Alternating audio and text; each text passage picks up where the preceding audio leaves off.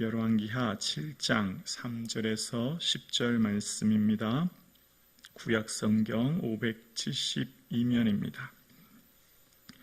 이 말씀은 살아계신 하나님의 말씀입니다. 오늘 우리에게 주시는 말씀을 함께 고백드리겠습니다. 성문 어귀에 나병 환자 4사람이 있더니 그 친구에게 서로 말하되 우리가 어찌하여 여기 앉아서 죽기를 기다리랴. 만일 우리가 성읍으로 가자고 말한다면 성읍에는 굶주림이 있으니 우리가 거기서 죽을 것이요 만일 우리가 여기서 머무르면 역시 우리가 죽을 것이라. 그런즉 우리가 가서 아람 군대에게 항복하자. 그들이 우리를 살려두면 살 것이요 우리를 죽이면 죽일 것이라 하고 아람 진으로 가려 하여 해질 무렵에 일어나 아람 진영 끝에 이르러서 본즉 그곳에 한 사람도 없으니 이는 주께서 아람의 군대로 병거 소리와 말 소리와 큰 군대의 소리를 듣게 하셨으므로 아람 사람이 서로 말하기를 이스라엘 왕이 우리를 치려하여 햇사람의 왕들과 애국 왕들에게 값을 주고 그들을 우리에게 오게 하였다 하고 해질 무렵에 일어나서 도망하되 그 장막과 말과 나귀를 버리고 진영을 그대로 두고 목숨을 위하여 도망하였음이라. 그 나병 환자들이 진영 끝에 이르자 한 장막에 들어가서 먹고 마시고 거기서 은과 금과 의복을 가지고 가서 감추고 다시 와서 다른 장막에 들어가서 거기서도 가지고 가서 감추니라. 나병 환자들이 그 친구들에게 서로 말하되 우리가 이렇게 해서는 아니 되겠도다. 오늘은 아름다운 소식이 있는 날이여거늘 우리가 침묵하고 있도다. 만일 밝은 아침까지 기다리면 벌이 우리에게 미칠지니 이제 떠나 왕궁에 가서 알리자 하고 가서 성읍 문지기를 불러 그들에게 말하여 이르되 우리가 아람 진에 이르러서 보니 거기에 한 사람도 없고 사람의 소리도 없고 오직 말과 나귀만 매여 있고 장막들이 그대로 있더라 하는지라. 아멘. 할렐루야. 아멘. 오늘 이 하루에도 예수님의 주시는 기쁨이 충만하기를 주님의 이름으로 축복합니다. 아멘. 아람군의 포위로 굶주림에 인육까지 먹어야 하는 극심한 기아로 고통받고 있는 상황입니다. 그런데 하나님께서는 하루가 지난 뒤에 예전과 같은 물가로 돌아가게 된다. 그러니까 내일 이맘때가 되면 사마리아에 고운 밀가루 한 수알을 한 세겔로 보리 2수알을 한 세겔로 매매하여 예전과 같은 모습으로 회복될 것이다. 그렇게 말씀하셨습니다. 그 상황이 지난 뒤 이제 성문 밖에 있었던 나병 환자들 4사람이 있었습니다. 나병은 공동체 안에 함께 살 수 없고 공동체를 떠나서 살 수밖에 없는 사람들이지 않습니까? 윗니스를 가리고 부정하다고 말하고 외부에서 외롭게 고독하게 보내야 됐던 그들, 성 안의 사람들이 굶주렸기에 이제 그들 역시 성 안의 사람들로부터 도움을 받을 수 없는 굶주림 가운데 있었습니다. 그럴 때 그들이 이제 회의를 모여서 이제 함께 이야기하며 회의를 합니다. 어떻게 할 것인가? 3가지 대안을 생각하죠. 우리가 첫 번째 성 안으로 들어가면 역시 그곳에 있는 사람들이 굶어 죽고 있으니 우리도 죽을 것이다. 그렇다고 2번째, 이곳에서 이대로 가만히 있으면 어차피 우리는 또 죽을 것이고 마지막 3번째, 이럴 바에야 적국인 아람군에 가서 항복하자. 그러면 혹시 살려두거나 아니면 죽게 될 것인데 죽으면 죽겠다. 그런 얘기를 합니다. 이 성 밖에 있었던 나병 환자들도 아마 극심한 굶주림 가운데 있었을 것이고 오랜 세월 먹지 못하는 그들은 어차피 죽게 될 것, 적군에게 가자 그런 선택을 합니다. 그리고 그들이 이제 드디어 아람진에 조마조마하는 마음으로 4사람이 겨우겨우 굶주림 가운데 걸어가서 도착합니다. 5절에 보면 이렇게 이야기합니다. 아람 진으로 가려 하여 해질 무렵에 일어나 아람 진영 끝에 이르러 본즉 그곳에 한 사람도 없으니. 자, 지금 이 4명의 나병 환자가 적국인 아람 진영으로 갈 때가 언제라고요? 해질 무렵이에요. 해가 어둑어둑지기 시작해서 일어나서 아람 진영으로 갔습니다. 자, 오늘 본문에는 해질 무렵 두 가지 사건을 기록하기 시작합니다. 해질 무렵 4명의 나병 환자가 아람 진영으로 갈 그때에 또 다른 사건 하나가 발생합니다. 7절에 보면 이렇게 얘기합니다. 해질 무렵 일어나서 도망하되. 해질 무렵 똑같은 두 가지 사건을 이야기하는데요. 이번에 7절은 아람 군대가 도망간다. 그 얘기를 소개하고 있습니다. 같은 시각 두 개의 사건이 일어난 겁니다. 왜 이렇게 됐을까요?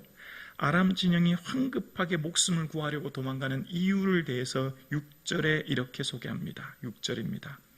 이는 주께서 아람 군대로 병거 소리와 말 소리와 큰 군대의 소리를 듣게 하셨으므로 아람 사람이 서로 말하기를 이스라엘 왕이 우리를 치려하여 헷사람의 왕들과 애굽 왕들에게 값을 주고 그들을 우리에게 오게 하였다 하고. 한 날 두 사건이 일어났는데 그것은 아람 사람이 황급하게 도망가는, 그러니까 4명의 나병 환자가 아람의 적국으로 올 때 그들이 황급하게 도망갔어요. 왜 도망갔냐면 그들이 지금 병거, 말, 큰 군대 소리를 듣고 큰일 났다. 지금 이스라엘 군이 포위되어서 위급하니까 강대국 저 북쪽에 있는 헷 사람들에게 그리고 남쪽에 있는 이집트, 애굽 사람들에게 값을 주고 용병을 지금 데려와서 오고 있다. 큰일 났다. 우리가 황급하게 빨리 도망가야 된다. 그렇게 하면서 모든 것 내버려 두고 도망간 사건이 기록되고 있습니다. 6절에 이는 누가 하셨다고요? 이는 주께서. 이게 핵심 단어입니다. 주님이 다 하신 줄로 믿습니다. 주님이 놀라운 일을 이루신 거예요. 그런데 주님이 누구를 통해 이루셨다고요? 이스라엘의 왕 여호람, 이스라엘의 장관이 아닙니다. 바로 가장 소외되고 연약한 사람들, 아무도 관심 기울이지 않는 사람들, 나병 환자였어요. 주님은 약해도 쓰임받을 수 있음을 이야기하시는 겁니다. 하나님이 쓰시고 일하시는 것, 비록 나병 환자들이 그들이 우연처럼 보이는, 배고픔으로 인하여서 아람 진영으로 가는 우연처럼 보이는 이것 또한 하나님의 필연적인 사건이셨지요. 그들을 통하여서 그들의 걷는 걸음소리가 얼마나 보잘것없고 연약하고 초라해 보입니까? 4명이 아마 서로 의지해서 온몸에 질병으로 고통당하면서 엄청 오래 굶주렸기 때문에 겨우겨우 아람진으로 걸어가지 않았겠습니까? 그것도 그 걸어가는 사람들이 조마조마하면서 두려움 끝에 이제 오늘이 마지막이다 생각하며 가지 않았겠습니까? 왜냐하면 잡히면 죽든지 겨우 살려주지 않습니까? 근데 그 소리를 통해서 오히려 아람진에 있던 사람들은 큰 군대 소리를 듣게 하심으로 그들이 황급하게 도망가게 하시는 사건을 주님은 말씀하고 계신 겁니다. 하나님께서는 사람 대접받지 못하고 세상에 버려진 채 외롭게 소외된 인생, 아무도 주목하지 않은 그들을 통하여 하나님의 위대한 역사를 이루셨고 그들의 작고 보잘것없는 그 삶이 오히려 하나님의 위대한 은혜의 통로로 사용되었던 것을 보게 됩니다. 고린도전서 1장 26절에 하나님께서는 이렇게 말씀하십니다. 형제들아 너희를 부르심을 보라. 육체를 따라 지혜로운 자가 많지 아니하며 능한 자가 많지 아니하며 문벌 좋은 자가 많지 아니하도다. 그러나 하나님께서 세상에 미련한 것들을 택하사 지혜 있는 자들을 부끄럽게 하려 하시고 세상에 약한 것들을 택하사 강한 것들을 부끄럽게 하려 하시며 하나님께서 세상에 천한 것들과 멸시받는 것들과 없는 것들을 택하사 있는 것들을 폐하려 하시나니 그 이유는 왜요? 29절입니다. 이는 아무 육체도 하나님 앞에서 자랑하지 못하게 하려 하심이라.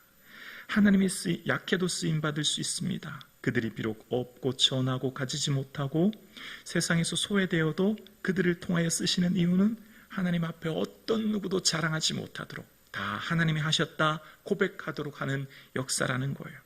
성 안의 포위로 굶주림의 극심한 고통 가운데 사마리아에 있는 군대 왕, 장관이 아니라 아무도 주목하지 않는, 어쩌면 가장 외롭고 소외된 4명의 나병 자, 그들이 죽어도 아무도 관심 기울이지 않았을 겁니다.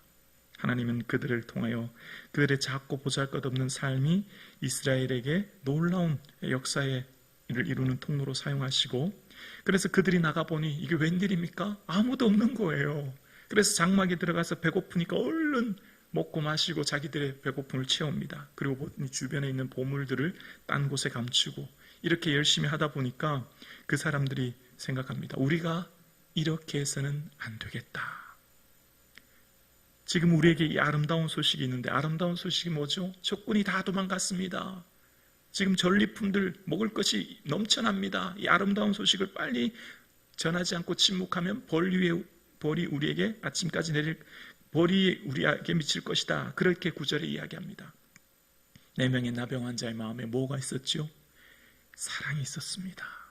비록 소외되고 외롭고 고통받는 삶으로 그들의 삶을 살았지만 그들은 지금 그 마음속에 뭐가 있죠? 성 안에 굶주린 사람들을 생각하는 거예요. 왜 그랬을까요? 저는 이렇다고 생각해요.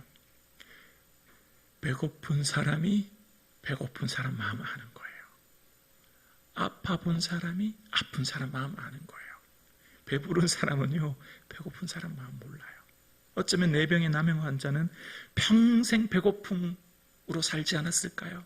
평생 굶고 소외되고 외롭고, 어쩌면 4명의 나병 환자들은 배고픔이 뭔지 아는 사람들.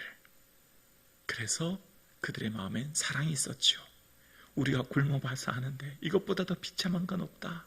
하루빨리 우리가 그들에게 이 아름다운 소식을 전하자. 이렇게 해서는 안 되겠다. 비록 그들은 그 사람들에게 소외받고 외롭게 고독하게 살았지만 그들 마음속에는 사랑이 넘쳐났습니다. 사랑이 있었던 거죠. 그들 마음속에 있는 그 사랑은 하루속히 그들에게 아름다운 소식을 전해야 되겠다 생각하고 성읍 문지기에게 이 소식을 전하게 됩니다. 오늘 함께 예배드리시는 사랑하는 성도님, 성문 밖에 버려진 인생, 외롭게 고통 가운데 살아야 했던 이들에게는 마음속에 사랑의 마음이 있었고, 그 사랑의 마음이 그 4명의 사람을 통해서 성읍에 죽어가는 수많은 사람들을 살리는 놀라운 역사가 있게 되었습니다. 사랑은 절망하는 세상의 소망입니다. 사랑은 사람을 변화시킵니다. 사랑이 능력입니다. 사랑이 희망입니다.